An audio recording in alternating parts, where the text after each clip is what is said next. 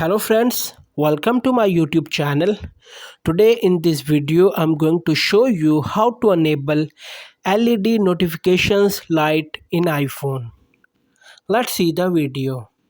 First, open the settings menu on your device. Scroll down and tap on accessibility.